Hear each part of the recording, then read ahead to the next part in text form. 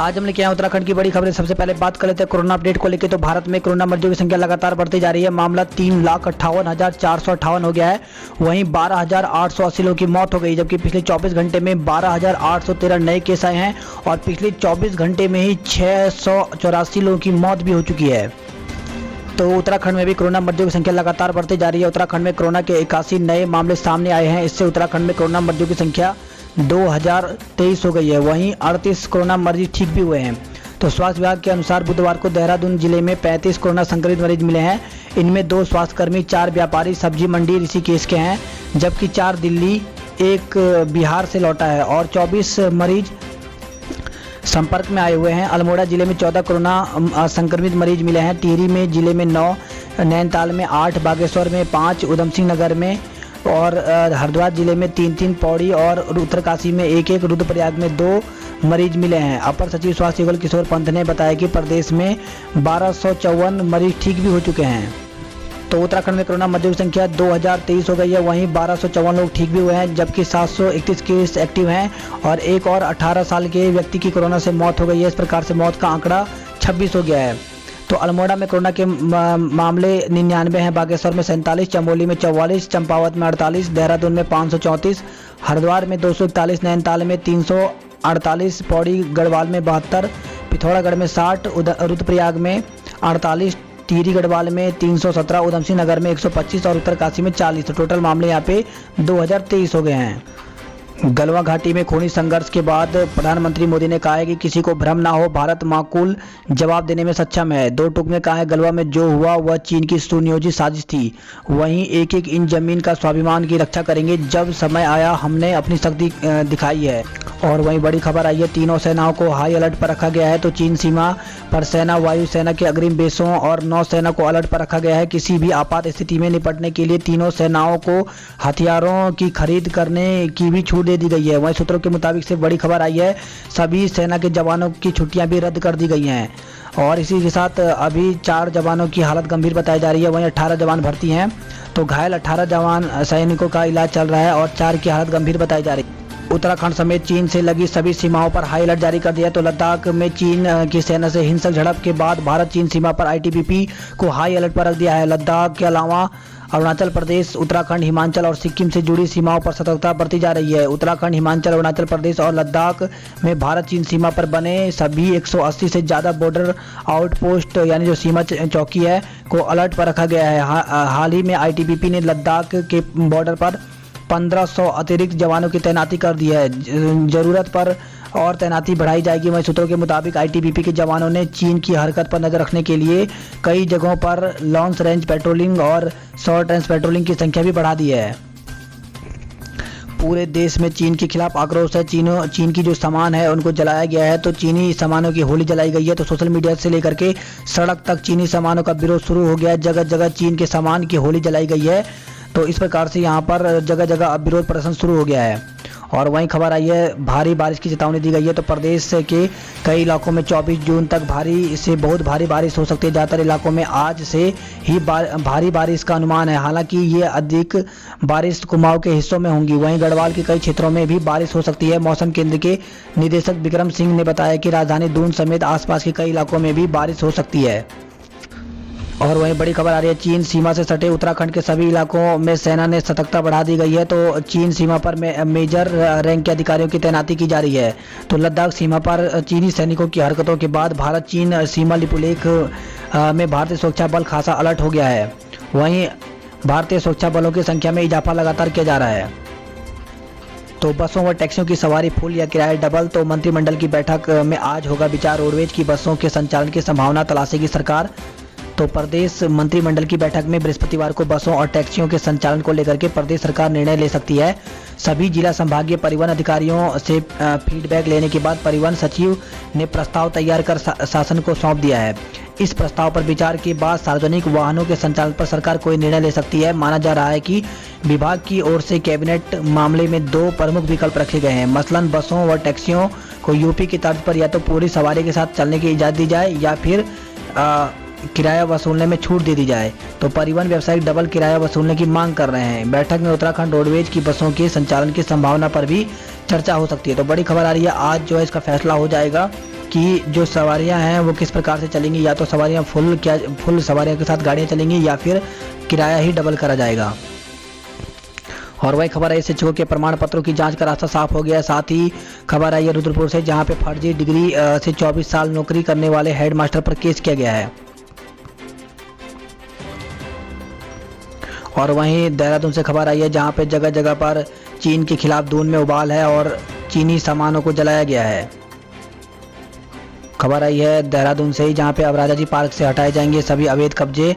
वहीं कर्मचारियों से मारपीट के बाद पार्क निदेशक ने अपनाया सख्त रुख। तो विभागीय टीम से मारपीट के बाद टाइगर रिजर्व निदेशक अमित वर्मा ने कड़ा रुख अख्तियार किया है। उन्होंने कहा कि टाइगर रिजर्व के सभी 10 रेंजों में अतिक्रमण चिन्हों को हटाया जाएगा। और वहीं देहरादून से खबर है, जहां पे देहरादून में कोरोना के 35 नए मामले सामने आए हैं। इसमें ऋषिकेश में सब्जी मंडी अध्यक्ष समेत 7 लोग भी संक्रमित हुए हैं। और बड़ी खबर आ रही है कि अगर सर्दी जुकाम होने पर देनी होगी सूचना।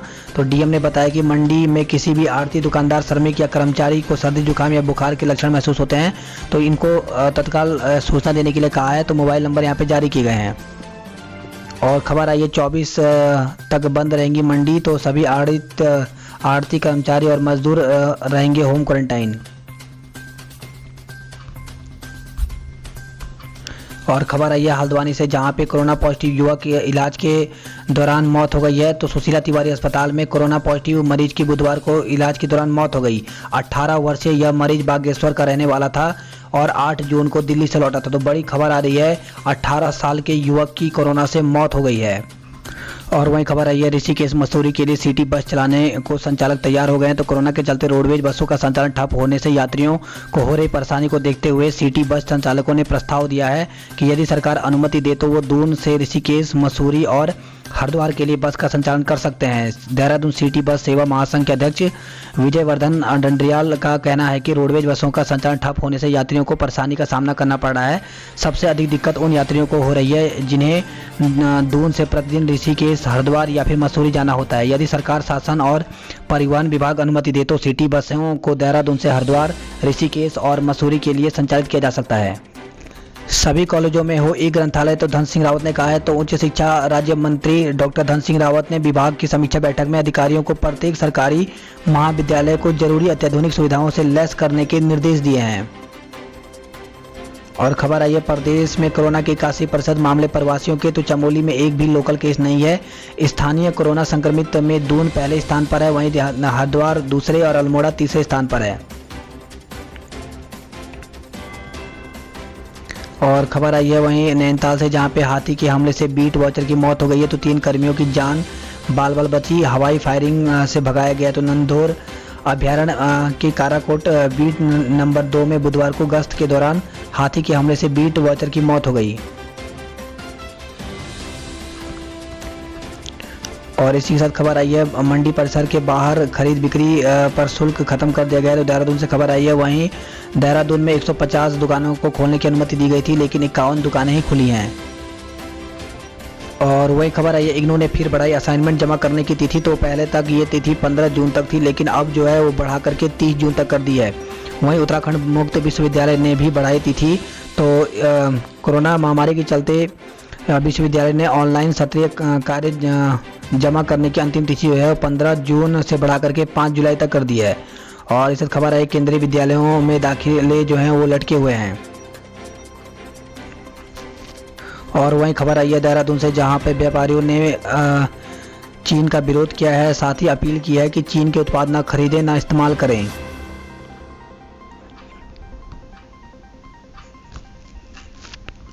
और वहीं खबर आई है जवानों की शहादत का बदला ले सरकार। तो चीन की कायराना हरकत के विरोध में विभिन्न संगठनों का फूटा प्रदर्शन। गढ़वाल के कोने कोने में चीन के सामान का बहिष्कार किया गया है। और वहीं देहरादून से खबर आई है, जहां पर 1 मई के बाद नियम तोड़ा होगा तो घर पर आएगा चालान। तो जगह जगह कैमरे लगे हैं, जिसमें एफआरआई के पास, नंदा की चौकी, पीच चौक, बहल चौक, ग्राफी केरा के पास 2 कैमरे लगे हैं। तो यहाँ पर बताया गया इस प्रकार से कैमरे लगाए गए हैं। तो जिसने भी अगर ओवर स्पीड में चला होगा या फिर नियमों का अनदेखा किया होगा तो उसका चालान खुद कट करके घर पहुँच जाएगा। और वहीं खबर आई है उत्तराखंड से दिल्ली मुंबई की डाक सेवाओं को रोक दिया गया है। तो उत्तराखंड डाक विभाग ने दिल्ली और मुंबई के लिए स्पीड पोस्ट और पार्सल सेवाओं की बुकिंग पर रोक लगा दी है। ऐसा कर्मचारियों की सुरक्षा के लिए किया गया है। दिल्ली और मुंबई में कोरोना वायरस के बढ़ते मामले को देखते हुए विभाग ने ये फैसला लिया है। और वही खबर आई देहरादून में 500 से ऊपर पहुंच गई है मरीजों का तादाद। और इससे खबर आई है देहरादून में रजिस्ट्री कराने वालों की संख्या बढ़ने लगी है। साथ ही खबर आई है सचिवालय अधिकारी का पूरा परिवार संक्रमित हो गया है। तो सचिवालय में तैनात जीएमएस रोड निवासी समीक्षा अधिकारी और उनके परिवार के ही बेटी और मां की जो रिपोर्ट है वो पॉजिटिव आई है। इसके अलावा ग्राफिकेरा स्थित क्वारंटाइन सेंटर में 4 लोगों व मंडी से जुड़े 3 लोगों की रिपोर्ट पॉजिटिव आई है। और वहीं बड़ी खबर आ रही है वैक्सीन बनने के बाद ही खुले स्कूल। तो एनएसयूआई ने कोरोना वायरस से बचाव को वैक्सीन नहीं बनने तक स्कूलों को खोले जाने का विरोध किया है। इस संबंध में संगठन के कार्यकर्ताओं ने डीओ माध्यमिक के माध्यम से सीईओ आशा रानी पेन्योली को ज्ञापन भेजा है।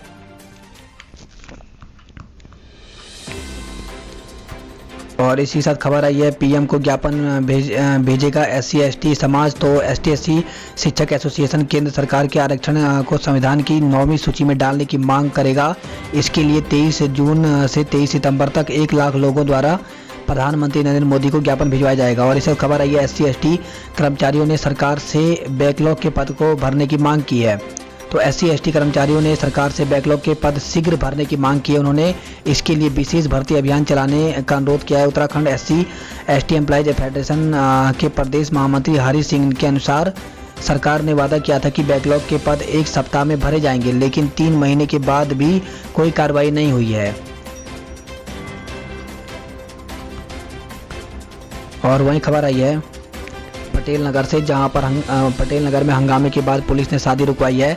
तो पटेल नगर क्षेत्र में बिना अनुमति और धर्म छिपाकर युवती से शादी करने का आरोप लगाकर एक हिंदू संगठन ने हंगामा किया। मामला 2 संप्रदायों व विवाद होने पर पुलिस ने शादी रुकवा दी है।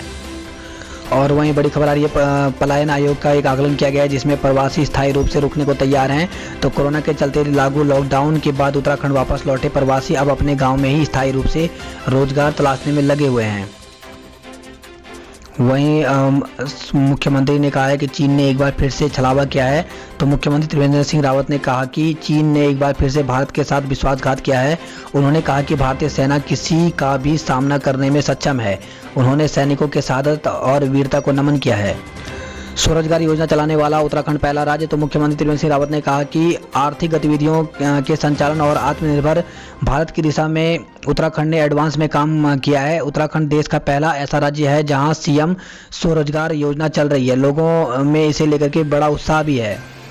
और वहीं खबर आ रही है नेपाल भी सुधरने का नाम नहीं ले रहा है। नेपाल ने धारचूला सीमा पर तेज की सैन्य गतिविधियां। तो लद्दाख में भारत चीनी सेनाओं के बीच हुई खूनी संघर्ष के बीच नेपाल ने भी इंडो नेपाल सीमा पर सैन्य गतिविधियां तेज कर दी हैं। बुधवार को नेपाल के सेनाध्यक्ष और सशस्त्र प्रहरी IG ने काला पानी में स्थापित छांगरू बॉर्डर आउटपोस्ट पर निरीक्षण कर सैन्य व्यवस्थाओं का जायजा लिया है। वहीं पिथौरागढ़ की चीन सीमा पर सेना ने चौकसी बढ़ा दी है। तो लोहाघाट ITBP भी हाई अलर्ट मोड पर है। लोहाघाट से खबर है जहां पे युवाओं ने चाइनीज सामान का बहिष्कार किया है। और इस खबर आई है अल्मोड़ा से, जहां पे उत्तराखंड बोर्ड परीक्षाओं के मूल्यांकन का काम जारी है और 3000 बोर्ड की परीक्षाओं की कॉपियां जांची जा चुकी हैं। और इस खबर है जुलाई से अमीरों को नहीं मिलेगा सरकारी राशन। तो गलत राशन कार्ड बनवा करके लाभ ले रहे लोगों में कार्रवाई के डर से हड़कंप मचा हुआ है। पूर्ति विभाग को लगातार कार्ड निरस्त करवाने के आवेदन मिल रहे हैं। वहीं विभाग जून अंत तक आवेदनों में जांच करने की बात कर रहा है। इसके बाद जुलाई माह से अपात्र कार्ड धारकों को राशन मिलना बंद हो जाएगा। और बड़ी खबर है खाई में गिरी कार प्रधान समेत 5 लोगों की मौत हो गई है। तो सतपुली से खबर है जहां पे सतपुली बेदरो मोटर मार्ग पर एक कार दुर्घटनाग्रस्त हो गई। उसमें सवार एक प्रधान समेत गांव के 3 लोगों की मौत हो गई, जबकि एक व्यक्ति गंभीर रूप से घायल है। घायल को कोटद्वार के बेस अस्पताल से देहरादून हायर सेंटर में रेफर किया गया है। और वहीं खबर आई है चिन्याली सौड़ से उत्तरकाशी से, जहां पे प्रताप नगर टिहरी की ओर जा रही एक बुलेरो नागथनी मणि गांव के पास अनियंत्रित होकर के करीब 50 मीटर खाई में गिर गई, जिसमें 2 लोगों की मौके पर ही मौत हो गई है। रुद्रप्रयाग से खबर है जहां पे गुलदार की खाल के साथ एक को दबोचा गया है, जेल में भेज दिया गया है। और खबर है ये टिहरी से, जहां पे 2 दिन पहले गुरुग्राम से लौटी गर्भवती महिला ने दम तोड़ दिया है। खबर है उत्तरकाशी से, जहां पे उत्तरकाशी जिले में यमुनोत्री हाईवे पर कुतनूर क्षेत्र में भूस्खलन के बाद जो रास्ता है उसको फिर से ठीक कर दिया गया है। और खबर आई है गुप्त काशी से, जहां पे राज्य आंदोलनकारी गंगाधर का निधन हो गया है। कोटद्वार से खबर आई है, जहां पर क्वारंटाइन मां बेटी में कोरोना के लक्षण, तो दिल्ली से लौटी थी। विभाग ने कोविड केयर सेंटर कोटद्वार में भर्ती कराया है। और वहीं खबर आई है गुप्त काशी से, जहां पर अफवाह फैलाने वालों पर हो कार्रवाई, तो प्रधान ने कहा है। तो आपको बता दें कि केदार घाटी में किसी ने कोरोना संक्रमण को लेकर के अफवाह फैलाई है। इसको लेकर के यहां पर कहना है कि इनके खिलाफ सख्ती कार्रवाई की जाए।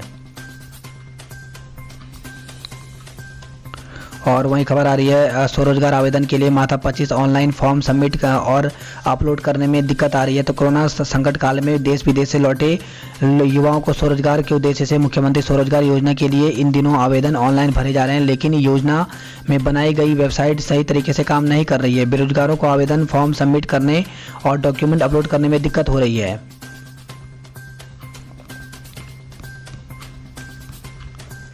और हरिद्वार से खबर आई है, जहां पे बदमाशों ने एटीएम मशीन उखाड़ दिया है, पुलिस देख उल्टे पांव फरार हो गए हैं। और खबर आई है वहीं हरिद्वार से, जहां पे 32 करोड़ से होगा हर की पौड़ी का कायाकल्प।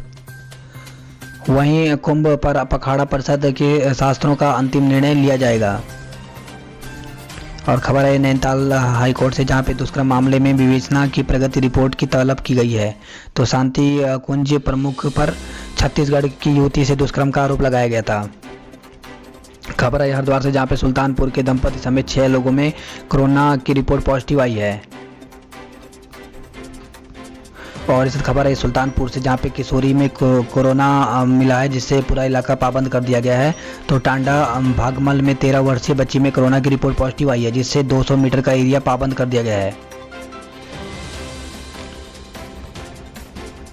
और इस खबर आई है पेट्रोल डीजल के दाम लगातार बढ़ते जा रहे हैं, जिससे कांग्रेसी भड़के हैं। तो केंद्र सरकार के खिलाफ धरना प्रदर्शन किया है, बढ़े दाम वापस लेने की मांग की गई है। और हरिद्वार से खबर है, जहां पे शादी का झांसा देकर के बनाए शारीरिक संबंध। तो शादी का झांसा देकर के बिजनौर की युवती से एक युवक ने शारीरिक संबंध बनाता रहा। शादी के लिए दबाव बनाने पर आरोपी ने पीड़िता की हत्या करने की धमकी दे दी। पीड़िता ने इस संबंध में युवक के खिलाफ रानीपुर कोतवाली में मुकदमा दर्ज कराया है।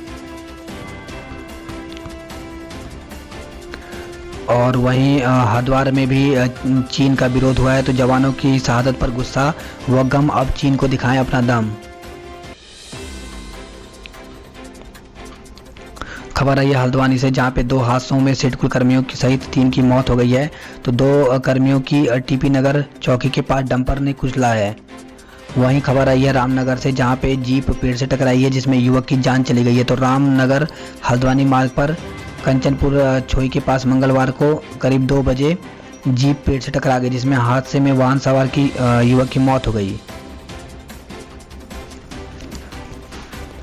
बात करते हैं कुमाऊं की खबरों की। तो बदहाल कनाली छिन्न देवल स्थल मार्ग हादसे को दे रहा है दावत। 10 से अधिक गांवों को जोड़ने वाली 12 किलोमीटर लंबी सड़क जगह जगह टूटी हुई है। और वहीं बारिश से उफनाया किरोला नाला। तो चंपावत से खबर आई है।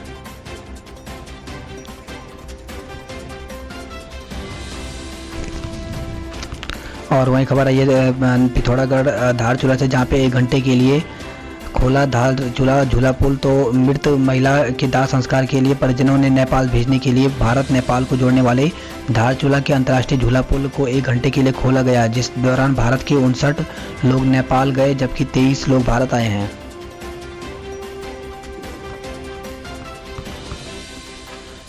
और इसी के साथ खबर आई है लोहाघाट चंपावत से, जहां पे प्रवासियों ने 50 साल पुराने नौले की खोज की है।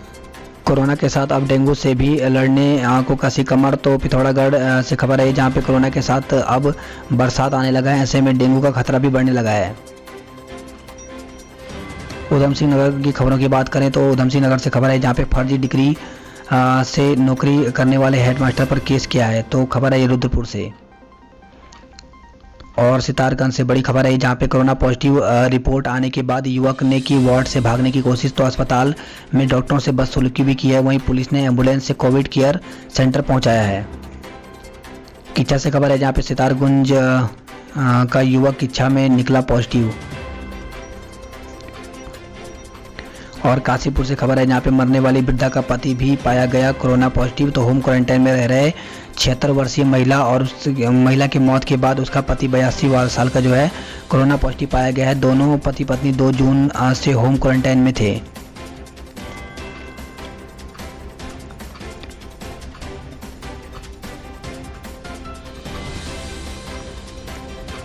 गदरपुर से खबर है जहाँ पे गदरपुर के पोल्ट्री फार्म में आग लगी है, नुकसान हुआ है। तो गदरपुर के पोल्ट्री फार्म में लगी आग से लाखों का नुकसान हो गया है।